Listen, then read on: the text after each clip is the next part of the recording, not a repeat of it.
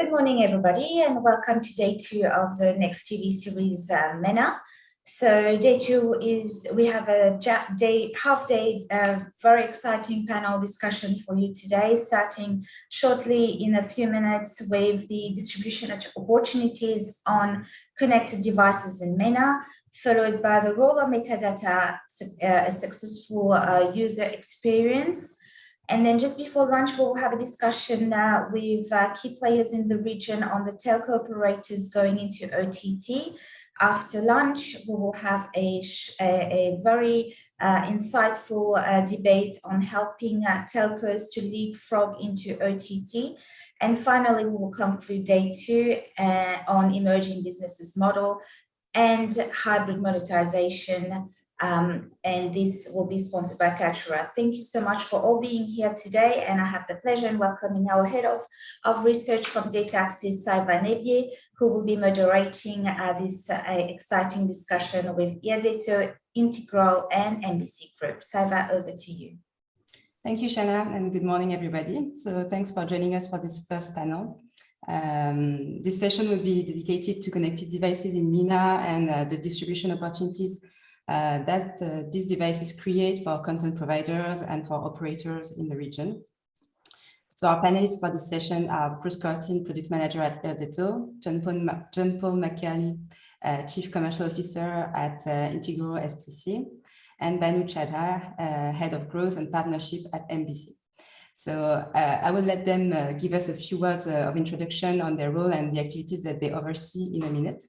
So I just want to briefly remind the issues at stake in our conversation. The objective today with our experienced panelists is to go through the specificities of launching a TV or OTT service on a wide variety of connected screens, connected devices, the wide variety that is available in the region. So this includes tackling questions such as the necessity or not for such content providers to be available across all devices, but also how this strategy varies depending on the size, on the objectives, and on the specificities of each service. And generally speaking, it's the question of how hardware is affecting the content distribution and the strategies of content providers in the region. So, so these interesting topics will be discussed by our panelists, and they will have 45 minutes to give us insights on the question. If you have questions during the panel, if you want to react or if you want to add something or ask for more details on the topic, don't hesitate to type your question on the chat box at the bottom of your screen. We will receive the questions and we'll integrate them in the session or answer the questions at the end of the session. The session is recorded, so it will be you will be able to catch up if you miss something or if you want to review some parts. So let's start just with a quick introduction of our speakers today and the services that they deploy. So I'll start with you, Bruce. Can you tell us more about the activities of Elderto and your role in the company? Sure, thanks, Saiva. So hi, everyone. I'm very happy to be here today with this opportunity. So I'm Bruce Curtin. I'm a product director for Elderto based in Amsterdam. And I actually look after the security product integration into middleware. So Elderto's, full suite of security solutions and how those are integrated exactly into set-top boxes today. And I specifically look at both the traditional proprietary middleware products, but more importantly, the connected middleware that is the subject of the hardware and challenges that we're talking about today. So thank you for this opportunity. Okay, and John Paul, which services are deployed by STC and how do you contribute to the deployments? Oh, good morning all, and thanks for having me as well.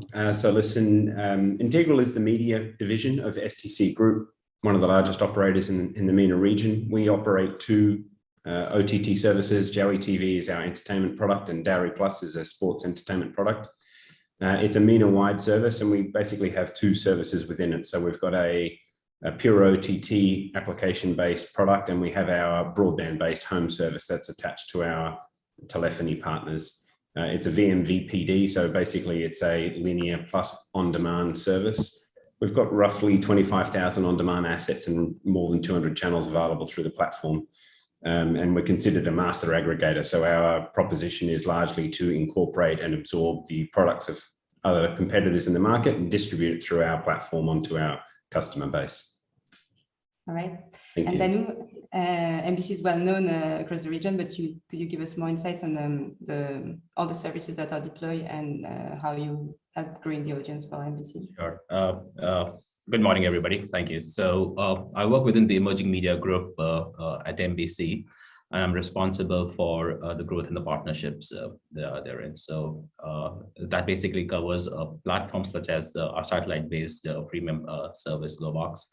I'm also, we work very closely with our service of Shawhead, which is one of the leading OTT services in the region. MBC Group is well known across the region, and we've got multiple platforms that basically decide how we reach our audiences with the right mix of product distribution and content. Okay, thank you. So first of all, and our first topic for this discussion is when we're talking about TV and OTT issues and distribution, we're talking about markets that are evolving very rapidly and market structures that are changing very fast. We thought it would be important to first have an overview of the OTT markets, the state of OTT markets across the region, and the differences that can be highlighted depending on the country, depending on their characteristics. So Bruce, from what you observe, working with content providers, how developed are OTT markets in the region, and which differences can be highlighted depending on the country or on the region? All right, so from Elderto perspective, of course, we serve across the globe. And I think the key factors from our side that are relevant here are the fact that there's a couple of different types of services. Of course, there's the traditional live programs, events, and sports, for which you need content rights. There's the new wave of content providers like, the Netflix that provide a series and binge viewing. And I think even more important is the arrival of premium apps on these platforms in the region. And so I think what's key for each is that premium apps are indeed becoming the main driver for users to connect today. So things like YouTube, Netflix, Prime, and how you aggregate those together on the platform. Every operator is moving to OTT and trying to find the right investments in that space. And for each region, it's which of those content types and how the local specific content or the niche content of the broadcaster plays out against the aggregated content that can be offered on the platform. This is where I think the focus has to be. Mm-hmm.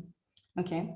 And then John Paul, looking at Saudi Arabia, which is among the most developed countries in terms of connectivity and access to OTT. How are developed our OTT markets and how has competition evolved if we're talking about all those premium apps and all those new actors that are launching? Yeah, look, I think Saudi is a very developed market in terms of access. So mobile access and mobile data access is facilitated video on demand through its mobile networks. And, on consumption, Saudi is recognized as one of the global leaders in terms of consumption per person for YouTube. So there's a huge amount of demand. I think there's also a very large disparity between consumption and willingness to pay. And so you start to see a difference between subscription video on demands and advertising-based platforms such as YouTube, even though it has now stepped into a sort of a premium version of that service and is obviously looking to extract value out of that segment in that market.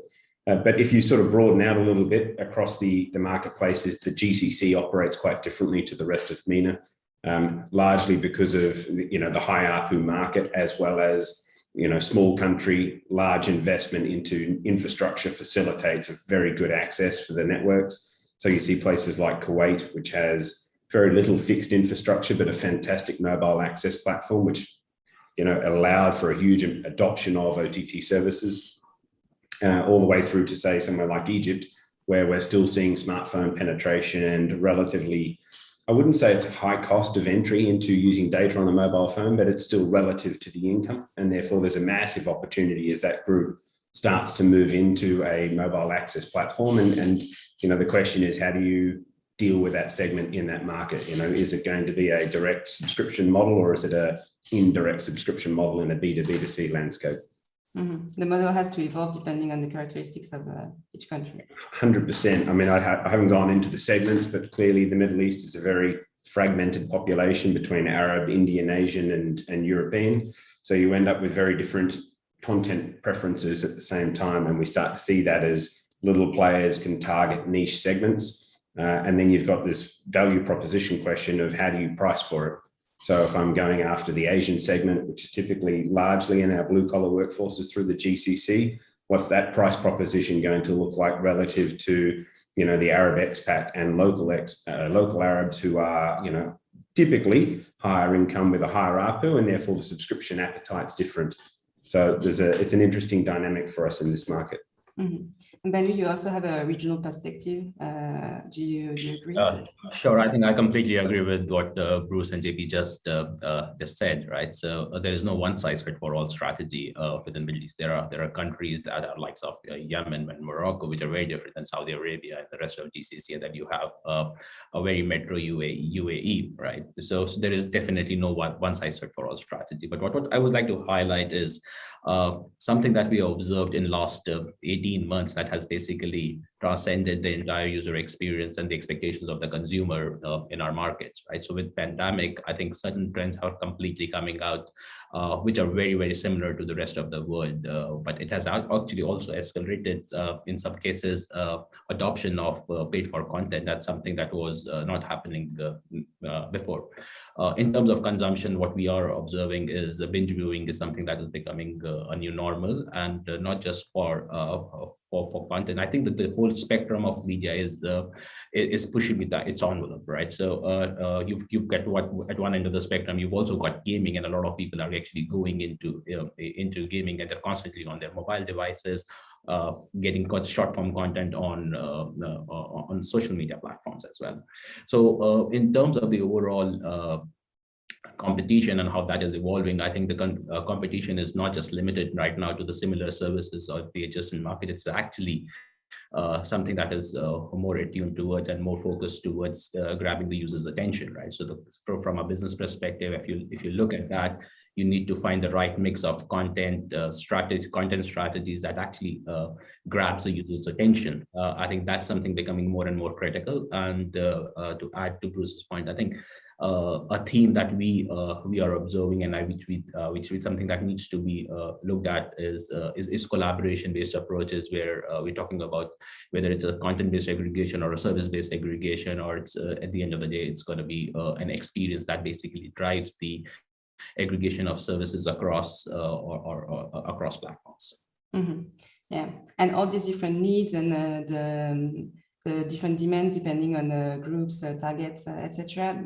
This is also related to the different services that were launched by MBC and by Integral, STC. So the idea with the different ways of touching the audience with the Shahid, with the TV channels, is to reach the largest audience and to provide all the services that could be demanded by the different groups.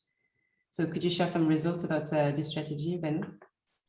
Sure. I think you touched the point. You should touch the point right. So I think to give you some perspective on that, let's just look at where we actually come from. We are the region's largest free-to-air broadcaster. We talk to every single household in the region, starting from Morocco to Saudi Arabia.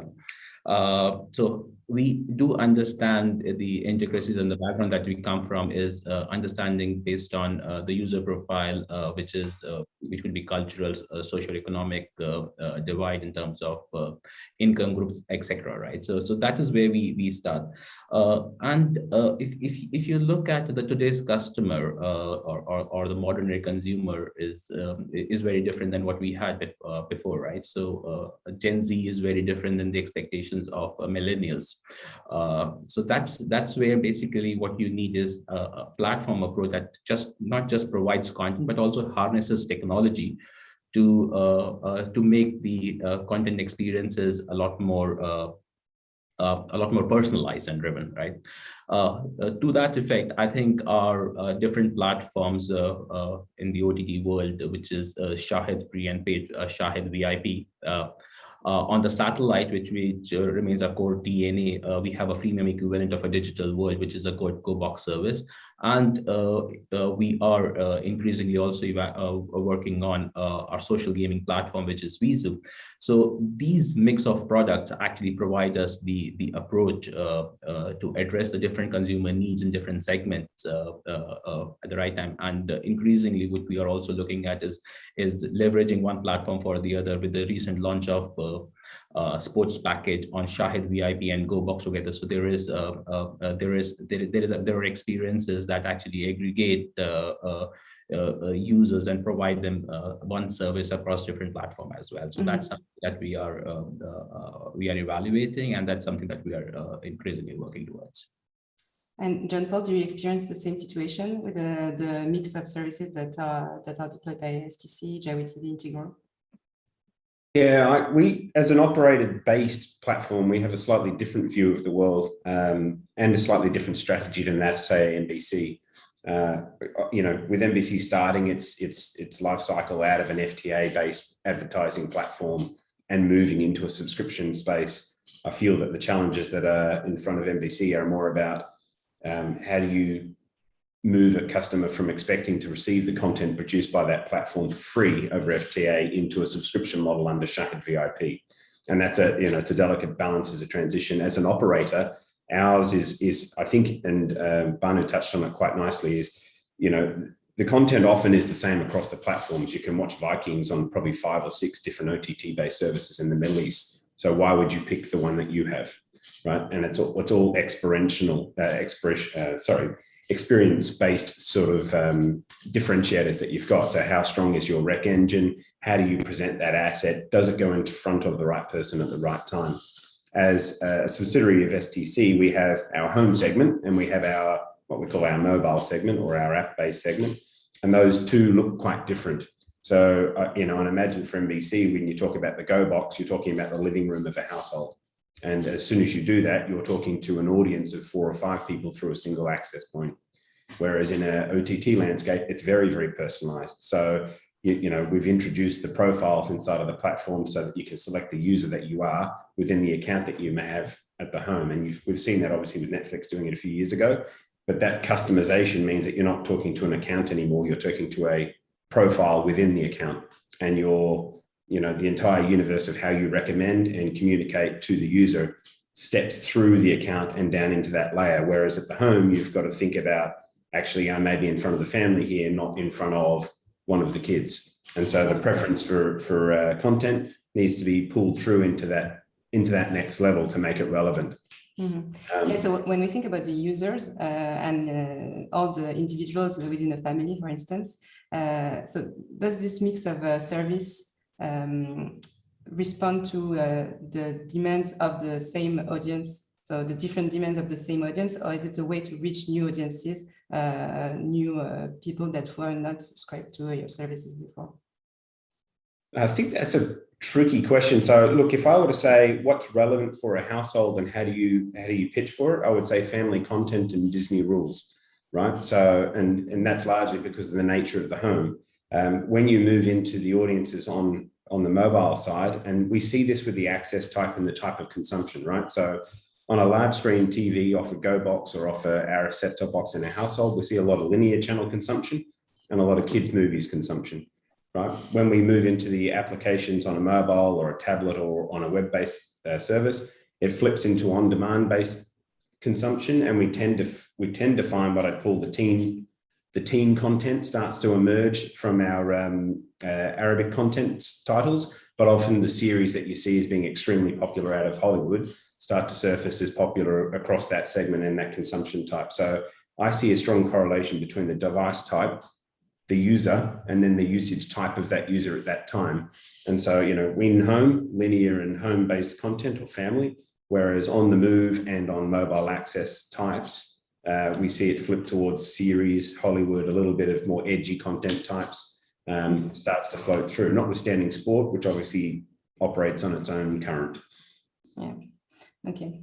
And if we take the technology point of view, so this multiplication of services that are implemented, well, sometimes by actors that were already in the market, or sometimes by new actors, this implies important investments in technology to be able to provide services that work well and that are attractive and easy to use for users. When you were referring to premium apps, I imagine that it's included in the definition of premium, that the navigation and all the technological aspects are working perfectly. So do you think that this fragmentation of services that are launched and the investment that they require is profitable and can be profitable in the long term for content providers? Bruce? Yeah, so actually just listening to what John Paul and Banu were saying, you can see that there's different types of content, right? The live sport or linear, that's let's say the kids content that's consumed on the TV. There's series and binge watching on tablets and other devices. And what this really comes down to is, as a technology provider and Elderto as a security provider, we have to support operators like NBC and Integral with the ability to secure and deliver those that full experience, if you like, as a super aggregator. Not just one part like it used to be before, but the entire thing. And what does that mean? You've got to be able to move really quickly. So playing around with proprietary middleware and trying to develop small solutions on things like recommendations on your own is no longer possible. You really need to rely on the huge investment in things like Android TV, where the base technology is there. And so as an operator, you can focus exactly on your branding across those platforms. So if you're on the TV versus the tablet, it's the recommendations and the experience is familiar. And also, very importantly, you need to be able to experiment. You need to have a platform where you can experiment on what business models work. So if you're going to do advertising, targeting is going to be hugely important. And I think one thing that's not sustainable anymore is to start trying to develop proprietary middleware to solve a problem where you want to do an experiment on interactive shopping this month, and next month you want to try advertising. Those things can take months and months to do just in their own right. So having a solid platform, being able to move really quickly, which is where the collaboration and the community investment in the open license-friendly middleware today is very important. And I think on a last point there, just based on what we've been talking about, it's incredibly important to know what the consumers are doing, right, on your platform. We weren't talking just about my subscription. We talked about advertising. We talked about binge watching. You need to know which apps are they looking at, what are they doing at what time of the day, so that you can actually try and generate new revenue out of this OTT space. And maybe a last point on that, a lot of the revenue is still coming out of the traditional, the investment is coming from the traditional services, and everyone's looking to gain revenue in the OTT space. And so you don't want to be spending and investing in middleware. You want to be focusing on your brand, experiments, and niche content, I think. So, So in-house developments could not be sustainable in the long run, in your opinion? In our belief, those need to move to the branding and the niche content and experimentation on business models, not building the tech. That's not a good idea anymore. Okay, and you touched on the super aggregator role that operators are more and more taking. So I'm turning to the operators and the content providers in our panel. First of all, do you consider yourself as super aggregators, John Paul? And if yes, what does it imply for an operator? Yeah, look, fundamentally, that's what we are, right? So, we were a consolidation point for other content service providers and delivery system to our customer base. I think Bruce touches on a good point there. Better to buy it than build it. And, the products these days are a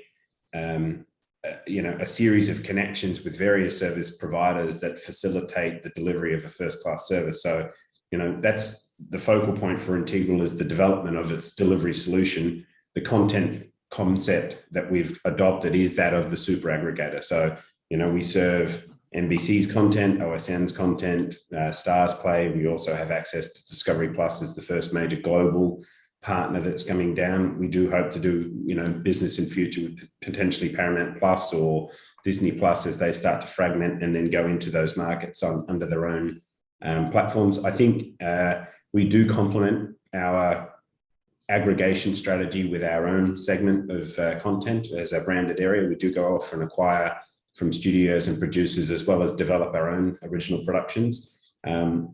We've done that in part to support our brand proposition and also to provide us with a little bit of a differentiation story so that you've got a view that, it's not just about getting someone else's content through you and the quality of that, but also getting something different, right? And it's an important complement to the overall proposition that we have. So yeah, it's an interesting space because I see that there is a risk. We are still relatively dependent on the provider. So, if Disney chooses not to, or if StarsPlay ended up stepping away from, then as a solution, we're relatively exposed. But from a consumer's perspective, a single point of access and the convenience of all in one place is the aggregator strategy. We want to be able to offer you those different choices without having you to step through platforms in order to get them. And with our access to a subscriber base, we can facilitate that payment in a way that's kind of unique relative to a lot of others, right? So as a consequence of having our billing relationship with millions of customers across the Middle East, it's very easy for us to turn on and off different services and deliver it through the single aggregation. So I think from an operator standpoint, our strategy is very sound. From a content strategy, it's a little bit risky insofar as you are dependent. But from a customer's perspective, it's fantastic because that user experience is so convenient. It's also unique insofar as we see cross platforms. So where NBC or say StarsPlay would be seeing the consumption data on themselves, I'm looking at it cross and seeing how users interact with each of those platforms against each other. And because of our relationship to those providers, we're able to feed that insight back, which helps shape that content acquisition strategy from their landscape. And that feeds back into the overall pool of assets that we have and raises the quality for everyone. Mm-hmm. Okay. Banu, do you also consider the MBC services as a super aggregation? Are you also trying to aggregate a lot of content? I think I completely, yeah, sure, thanks. I think I completely understand where JP is coming from an operator point of view and how he sees that the service aggregation is something which is very critical for the success of any service, especially driven by how users interacting with different media services overall. Aggregation is at the ethos of any media company at the end of the day, right? So whether you call it as a content-based aggregation, the Shahid aggregates content, Shahid produces content, right? So does MBC channels. We have Hollywood content now not on our linear channels, so it's also part of aggregation strategy that we've got. So aggregation has been there since the inception of pay TV or media for that matter. But what we are now increasingly experiencing is that how that aggregation approaches are manifesting into something very different. So JD very rightly talked about that how services are now getting aggregated from telecom operators. So telecom operators are becoming that conduit between that relationship between a media company or a service to the consumer, whether they are for the billing relationship or they are for something beyond that, for marketing and positioning as well. And feeding back that data back to the likes of those applications or platform is something very important as well to cover that entire cycle. Having said that, the service-based aggregation is something that's becoming a lot more evident even in our market. Discovery Plus is one of that example, or StarsPlay on Javi is another example of that. But I think what we are increasingly thinking as, or what I believe would be a super aggregation play, would not just be a content-based aggregation or a service-based aggregation. It's something that needs to basically be, which Bruce rightly touched about, a platform where the total cost of ownership is basically low, but it actually manifests different services and experiences that can be personalized and deliver services across in maybe conveniently in one single bill, or just to manifest that experience, which we see is more of an experience-based aggregation is something that actually resides at the top underneath the service-based aggregation, and at the bottom of that pyramid would be content-based aggregation. Mm-hmm. Okay, and so this brings us to One limit of the Android solution that you mentioned, Bruce, is something that you just touched on, Banu, the personalization of the service that this implies for operators. This could be a limit for some operators to not have their own solution that can be exactly as they choose and choose Android TV. So do you think that it's a limit, Bruce? I honestly think that it's not a limit, given, I mean, when it started out, it's a retail proposition, right? And today, Google certainly made some concessions in terms of the operator tier and listen, I think, very carefully to pay TV operator needs. So over time, I think the ability to brand completely the Android TV offering is something that you see today. I mean, the user experience can be absolutely branded. So that's no longer a limitation in my view. And I think from that perspective, given that the investment is there in all the technology in the platform and the need to be able to use it, and the fact that operators do have to brand and provide that, I think, as Banu was just mentioning, it's all about the whole multi-screen, including the set-top box, being familiar in terms of the recommendations, the search, and finding everything. Whatever concession you have to take to get that platform is important. But at the same token, vertical pay TV, that hasn't changed in terms of the branding is absolutely essential. So it remains something that's not going to change, is that pay TV operators have to brand the offering. And in that respect, with the exception maybe of the some items like the voice and the how you initiate that, I think the platform today is brandable enough to be exactly applicable for what we've just been talking about in terms of super aggregation. Mm-hmm. Okay, and I'll stay with you just to address another theme, another responsibility that operators have if they move towards the super aggregation. It's the security of their platform and content. So for content providers, operators, what solutions can be implemented to secure, to ensure efficient security on the platforms? Right. So there's a couple of topics that are really key today. Security today is a little bit more than just a CAS or a DRM. So I think a key point to make is you've got this ecosystem which is license friendly, let's say, and it's open source based. It's evolving. What's important is to have a security partner that can secure. We talked about the different kinds of content, live, sports. For that, you need certain type of watermarking where you can identify, let's say, piracy quickly. Then you have premium on-demand content where you have a different kind of most of the piracy today is via streaming. So you need a different kind of watermarking for that. You have premium apps that need to be put onto your platform. Maybe the next, you have Netflix and Prime, but maybe there's another premium app that has to be added 1 year post-launch. So in-field provisioning of keys. So what you're starting to see here is there's a whole bunch of services. It's CAS, DRM, watermarking, in-field key provisioning, cybersecurity services, regional, targeted on demand. So I think what you really want is the ability to integrate and support those, let's call them 360 security services on your platform that's got a position as a super aggregator. There's a few things that are really key. One is that you've got to be able to integrate and move quickly. You cannot be locked by one partner or closed specifications.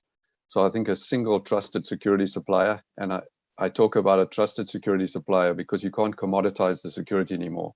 You can commoditize a device or a chipset or a box, but a security vendor is a whole view of end-to-end services that it costs a lot of time and energy for operators to introduce. And so how quickly you can do that across as many platforms as possible, so you can second source, or if there's industry challenges like we've seen, with a chipset going, because of trade wars or let's say a tiff in terms of one vendor suing another, you can have to change vendors very quickly, and you don't want the security vendor to be an obstacle in that process. So I think the ability to move quickly, pre-integration, pre-certification of these security solutions, CAS, DRM, watermarking, in-field provisioning, they should already be in, not trying to build those from scratch. Okay, these are key. So we touched on set-top boxes in terms of devices, but it's not the only device. In particular, when we think about the direct-to-consumer services or the OTT platforms. So, John Paul, I'm turning to you for your services. Which devices are crucial besides the set-top box? Look, I guess if you wanted to go in, each one serves a different purpose, right? So, from a consumption perspective, large screen rules. If you want to get a lot of engagement, you need to be on a large screen application. And that means smart TVs in future, but set-top boxes connected to TVs, are the two critical paths for, what I'd call extended viewing. Mobile access is critical. Obviously it serves a different use case, but it's where users often subscribe. So it brings a lot of value in terms of your acquisition features. And then web is similarly another one where you see a lot of customers start their journey in web and then transition through to the other mediums for consumption. All in all, I think we've now extended out to around about 13 different device type accesses. Obviously, when I say app-based, some of those are replications. So Samsung, LG, and Android are all smart TV-based solutions, but you've got to build into all three of them to make sure that you're covering that ecosystem of users. The set-top box, in my mind, still plays a unique role relative to the others, and that is partially as a consequence of what it allows you to do. And so Bruce rightly talked about, the Android operating system as a great bed to operate from, removing a lot of the dependencies on developing your own solutions for middleware, but also facilitating more in terms of partnerships. And as an operator, it means that, you've got different ways of doing business, and it extends beyond, media-based partnerships. It could look into gamification and various other ecosystems, music streaming services and the like, where those partners have an existing based Android application that you can embed into a device that you provide to a customer as an operator. And then you can allow for Android has an aggregation layer on the operator tier, which is this sort of launcher-based application, which allows you to look into each of the other device or applications on that device. Controlling that ecosystem is truly super aggregation, right? Because at that point in time, the sky is the limit. How you then access each of those different apps and surface information, whether it be network-based performance information off your Wi-Fi router as an operator, all the way through to, linking into PlayStation or surfacing information from IMDb so that you can promote various bits and pieces as well as your core service. It gets really interesting. So the STB, in my mind, there's a running conversation at the operator level that says you want to own the coffee table. Yeah. And this is that device. This is the centralized point that gives you a visual engagement to the network, right? Because nothing else is connected from a network perspective to a television. So, it's incredibly important. That doesn't mean that it's, you can't do the others. You absolutely have to, right?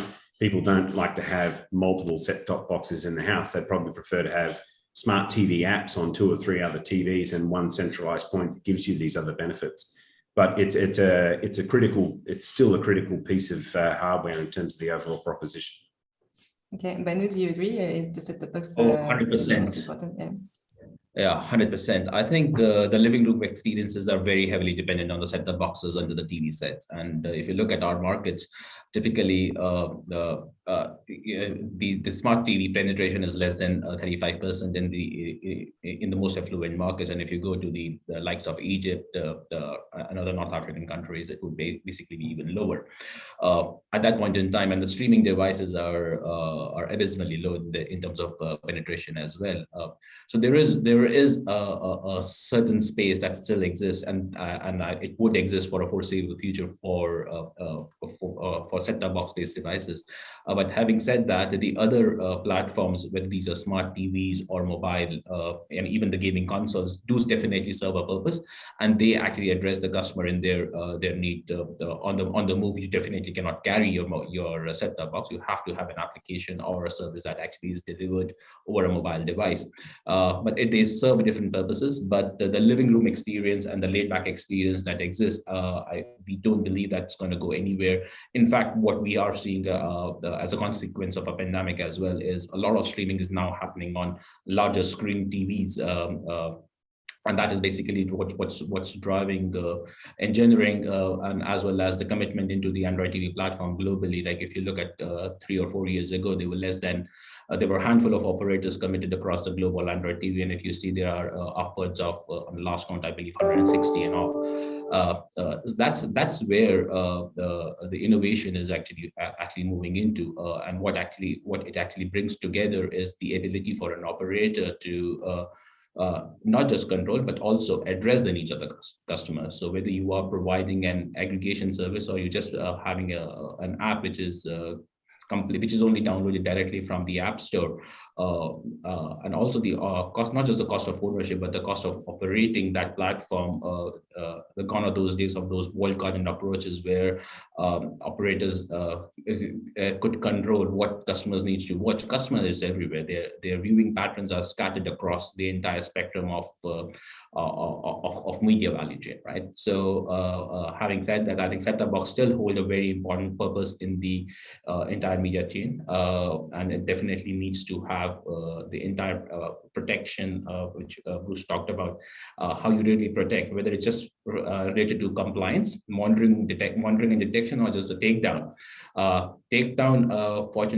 Unfortunately, right now is becoming a lot more difficult in our markets. I think there is something that industry needs to work together along with the regulators to not just block the servers on the source, but also make sure that there are actions that can be taken from those who are pirating or those who are facilitating the piracy based operations.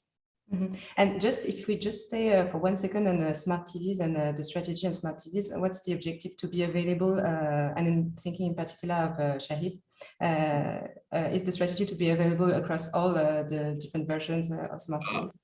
Sure. I think from a strategy point of view, I think any product requires a reach, growth, and monetization. And from a smart TV perspective, a smart TV do provide you a longer engagement cycle, to say the least.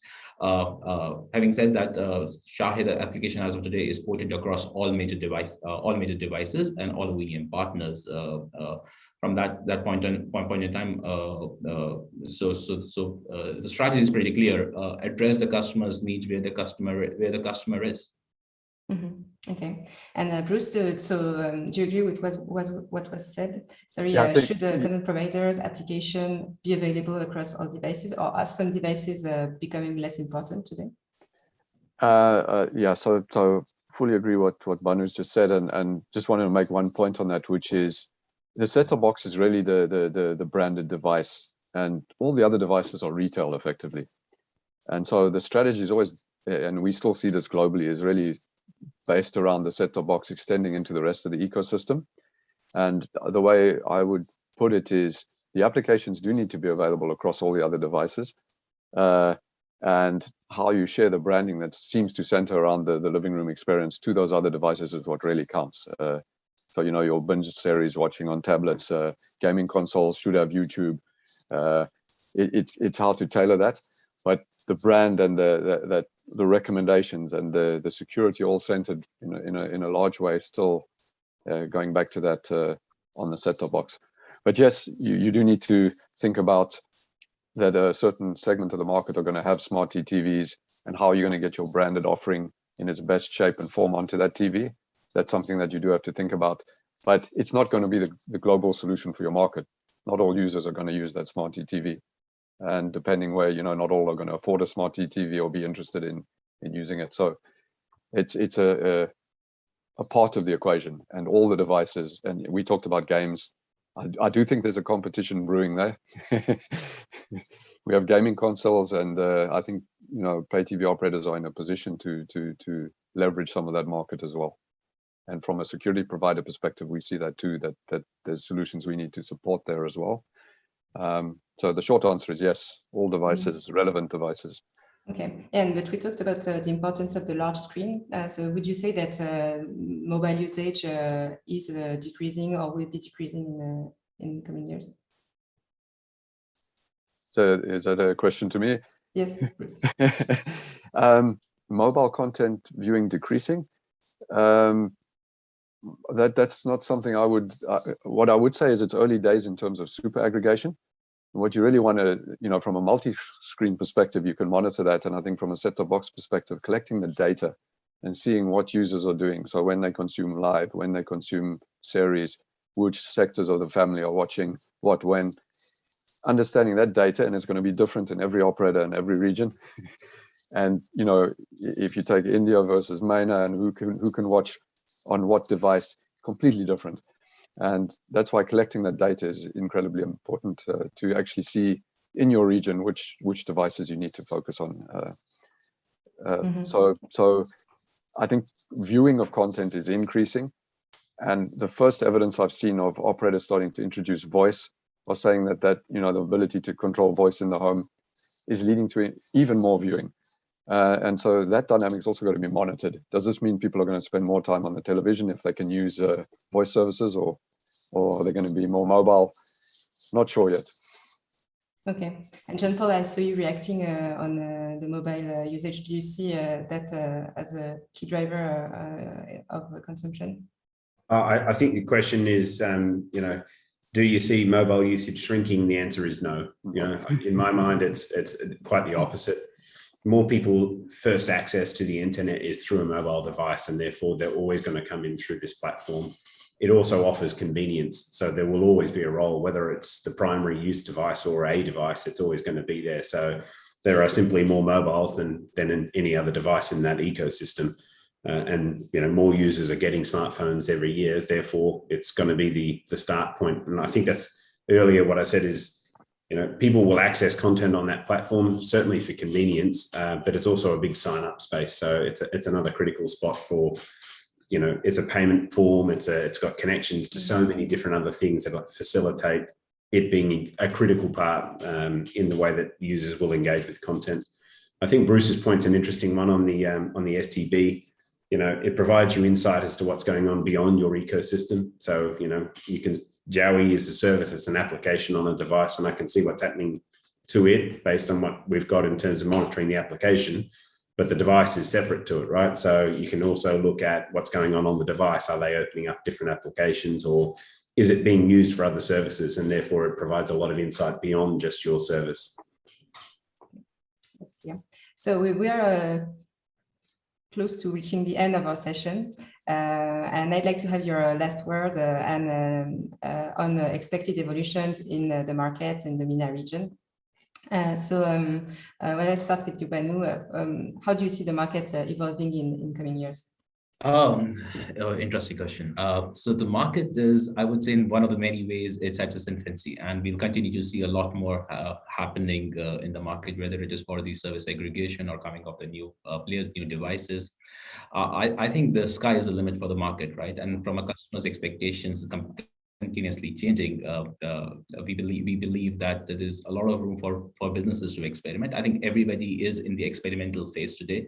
There is no one size fit for all strategy, whether application syndication is the right way to do app syndication. Netflix did not do it for years. They have been rigid in terms of how they partnered, how they collaborated as well. When Disney came in, they started with app syndication, and look at their subscriber numbers over the last couple of, they've already surpassed 100 million. So the strategies are continuously going to evolve, and there is a lot of room of innovation and disruption, but I'll leave it at heart saying that whether it is the innovation that drives disruption or that it's disruption that leads to innovation, I think that's a difficult one to answer, but something that would continuously be an important factor that drives our market forward. Okay. And Bruce, from the technology point of view, which innovation will be critical in coming years? So right now, I think becoming a super aggregate, the way we put it is aggregate and differentiate or die, is the way we look at it for pay TV operators in any region right now. And I think the the key point is from a security perspective, it's important that you're in that position where you can experiment with the new business models. And Elderto is actually, sorry, if you can come back to me, I've got a... Yeah, okay, let's go to Jean-Paul. How do you see market changing? Look, I've got a couple of opinions here. I think there are a lot of small players currently floating around, particularly in the MENA region, and there will be some form of an aggregation as we go into a maturity of the industry. I think the distribution rights and sales of media rights under that former architecture needs to change. And I think it's created opportunities for small players to exist, but it's also quite a big frustration from an end user's perspective. So digital rights versus DTH rights versus cinema and otherwise, that fragmentation, it's just a nightmare from a customer's perspective. And it doesn't make sense that your access to content largely has moved beyond the way that you're getting it. I don't care whether it's a radio tower or a satellite or the internet. It's the same. It's on my TV. So why is it that when I connect on this device, I get to watch it, and on this one I can't? And I see that frustration will eventually mean that the disruption on those media rights will probably need to be addressed so that the end user's experience is improved, which brings the big players into the mix, right? The Disneys of the world, or the major content owners, can very much come down that path and own that space. And so, from a local perspective, I think the NBCs and the Rotanas of the world, the big generators of Arabic content locally, have a strong position to turn into the local Netflix, if you like, as a strategy. But some of the non-content producing aggregators, there will need to be an amalgamation of the subscriber base in order to make sure you've still got some sort of purchasing power or clout in a negotiation that will facilitate you surviving, right? And so I do think that there will be a consolidation of sorts. The other one that obviously plays into that mix is the operators, right? Because everyone knows that the access to the largest audience and the means that provides, as well as the experience that they can manage, will give them a point of differentiation over some of the non-operator based players that are in the marketplace at the moment. All right, and Bruce, you will have the last word. Yeah, apologies for that. So I was mentioning that it's key from a security provider that we support our customers, our operators in any region, to become super aggregators. And to be successful as a super aggregator, we've got to also make sure from a security perspective that they can differentiate, which means low TCO. So that's where these super invested platforms like Android are super important, and the ability of Elderto to support premium apps, the security, and for the rise of malware with open app stores, the ability to collect data and use that to enhance the security, watermarking for the different types of content, and all of this demonstratable, pre-integrated, pre-certified. These are the key points going forward to get the attention of the premium app vendors and the studios and the content providers. So that's how we're trying to position, and are working, let's say, extremely aggressively on positioning for that. All right, thank you, Bruce. So thank you. We reached the end of this session. Thanks to our panelists for all their insights. If you have more questions, don't hesitate to reach out to them or to me in the platform. And I will see you in 10 minutes for the next panel dedicated to metadata. Thank you, Bruce, John-Paul, and Banu, and I wish you all a nice day. Thanks, Sarah. Thank you very much. Thank you. Bye-bye, everyone.